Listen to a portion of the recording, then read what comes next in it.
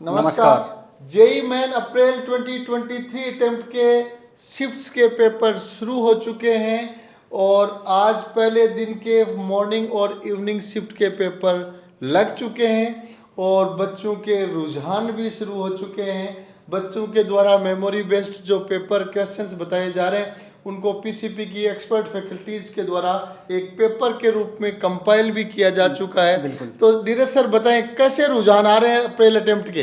बिल्कुल बहुत अच्छे रुझान आ रहे हैं डॉक्टर साहब। जैसा कि कुछ दिन पहले जनवरी अटेम्प्ट का एनालिसिस जारी किया गया था, बिल्कुल सेम वैसे ही पैटर्न के पेपर दोनों शिफ्ट में देखने को मिले हैं। कुछ भी नया और चौंकाने वाला डॉक्टर साहब इस बार देखने को मिला नहीं है। चौंकाने वाला नहीं मिला मतलब जनवरी अटेम्प्ट है उसी के अनुसार चीजें आ रही हैं, तो विद्यार्थियों को इससे एक डायरेक्शन मिल सकती है। लेकिन साथ में मैं ये भी कहना चाहूंगा कि आश्वस्त बिल्कुल भी नहीं रहे, बिल्कुल। किसी भी शिफ्ट में चौंकाया जा सकता है। बिल्कुल।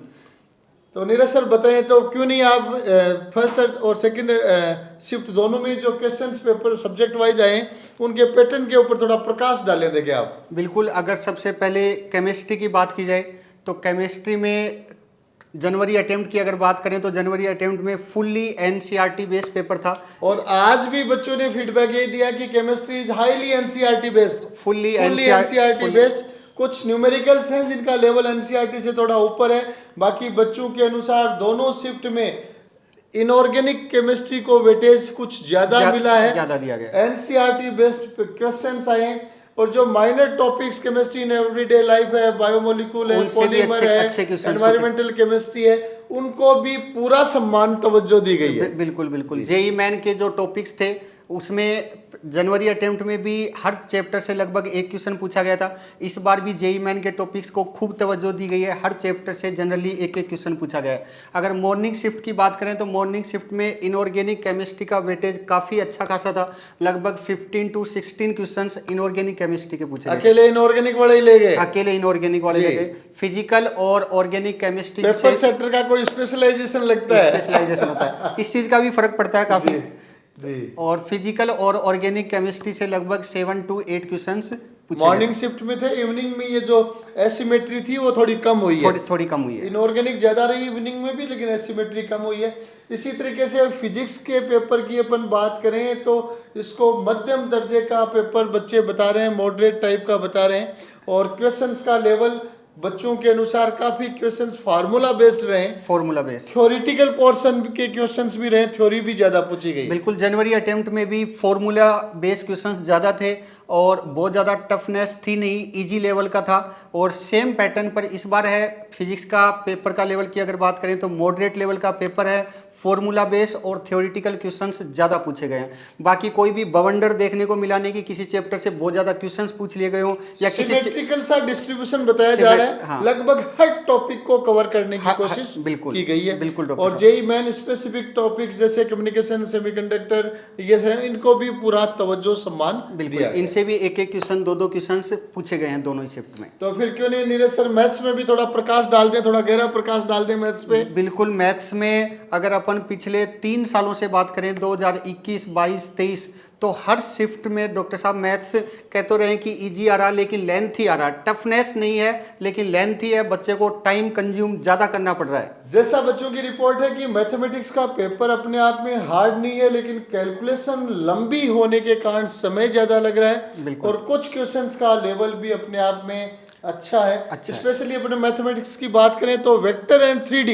बिल्कुल। वेक्टर एंड 3D से जनवरी अटेम्प्ट में 12 शिफ्ट में पूरा दिखाया था स्लाइड से कि वेक्टर 3D को बहुत ज्यादा वेटेज मिल रहा है। बिल्कुल। 12 शिफ्ट में टोटल 57 क्वेश्चंस अकेले वेक्टर 3D से पूछे गए थे, यानी on an average 5 questions her shift में वेक्टर 3D के आए थे।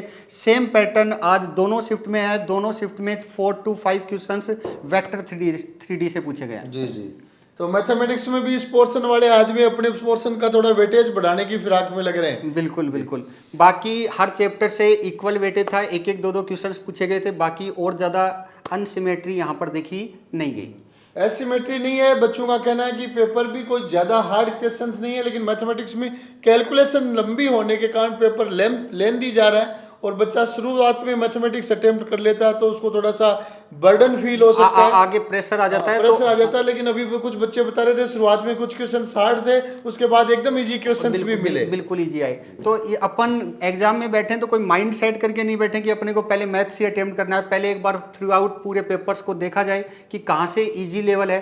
स्टार्टिंग के 1 घंटे में डॉक्टर साहब जैसा जितने ज़्यादा क्वेश्चंस अटेम्प्ट करता है बच्चे का प्रेशर उतना रिलीज होता जाता है। तो इसलिए आपको क्वेश्चन पेपर्स जैसे अभी आने वाली शिफ्ट्स में बहुत सारे बच्चों के पेपर लगने, मेंटली इस चीज़ के लिए तैयार रहें। और उसके साथ ही ये कहना चाहेंगे कि पेपर का जब आप सोल्व कर रहे हैं, अगर आपको कोई टफ क्वेश्चंस का दौर दिख रहा है 2-3 लगातार, तो वहां पे आप ज्यादा रुकने की बजाय थोड़ा सा आगे बिल्कुल उनको स्किप करके आगे चले जाएं। जैसा कि क्रिकेट में होता डॉक्टर साहब कि अगर कोई टीम स्टार्टिंग में पहले खेलकर स्टार्टिंग के 10 ओवर में बहुत अच्छे रन बना लेती है तो सामने वाली टीम वहीं प्रेशर में आ जाती है और जो बैटिंग कर रही है वो एकदम जो आने कॉन्फिडेंट हो जाते हैं और आने वाले बैट्समैन फ्री हैंड खेलते हैं। सेम वही सिचुएशन यहाँ पर भी लगती है। अगर स्टार्टिंग के 1 घंटे में बहुत ज्यादा क्वेश्चंस अपन ने अटेम्प्ट कर लिए तो आगे अगर कोई टफ क्वेश्चंस भी आ रहा है तो वो इजीली हो जाता है। आपका कॉन्फिडेंस भी बढ़ जाएगा उस पेपर उस क्वेश्चन के लिए, आपकी अप्रोच भी कॉन्फिडेंस के कारण पॉजिटिव होने लग जाएगी और उस क्वेश्चन को भी आप क्रैक कर डालेंगे। बिल्कुल बच्चे कहते हैं कि कैलकुलेशन मिस्टेक ज्यादा हो जाती है तो उसका कहीं ना कहीं वो प्रेशर से रिलेटेड होता है। प्रेशर जितना ज्यादा होता है उतनी ज्यादा कैलकुलेशंस एरर होती है। डाली है पेपर की क्रिकेट से, और जेई के बच्चे तो क्रिकेट देखने के शौकीन भी अच्छे होते हैं। तो आने वाले अटेम्प्ट्स के लिए सभी बच्चों को बहुत बहुत शुभकामनाएं। पेपर आप बहुत अच्छी तरह से करें। जो पैटर्न चल रहा है मोस्टली शिफ्ट्स में वही पैटर्न रिपीट होता है। फिर भी इस चीज़ के लिए मेंटली तैयार रहें कि किसी भी शिफ्ट में किसी भी सब्जेक्ट में चौंकाया भी जा सकता है। अगर चौंकाने वाली स्थिति रहती है तो चिंता नहीं करें, पेपर का लेवल हार्ड जाएगा तो निश्चित रूप से कम मार्क्स पे भी परसेंटाइल अच्छे आएंगे। तो जेई मेन अप्रैल 2023 की बची हुई शिफ्ट्स के सभी स्टूडेंट्स को wish you all the best.